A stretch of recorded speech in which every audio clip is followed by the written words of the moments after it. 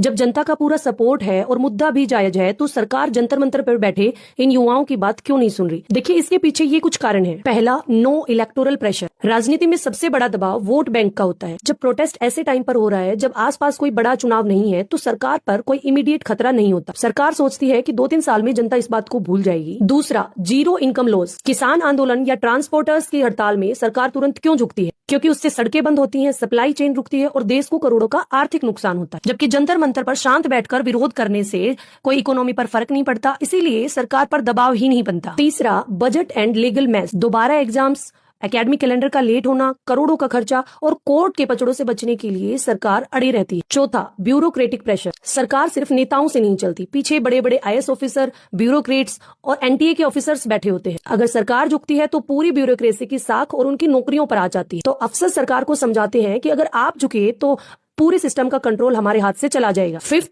Opposition advantage. सरकार को डर होता है कि अगर वो यहाँ पर झुकी तो ऑपोजिशन इसे अपनी जीत बताएगा और चुनाव में इसका पूरा फायदा उठाएगा। And last is international image. किसी भी देश का एजुकेशन एंड जुडिशियल सिस्टम उसकी ग्लोबल इमेज को तय करता है। अगर सरकार मान ले कि हमारे यहाँ पेपर लीक या धांधली इतने बड़े पैमाने पर हुई है तो ग्लोबल लेवल पर भारत की डिग्रियों, इंस्टीट्यूशंस और सिस्टम की क्रेडिबिलिटी पर सवाल उठेंगे। यानी मामला सिर्फ एक मांग का नहीं, पूरी राजनीति और इमेज का है।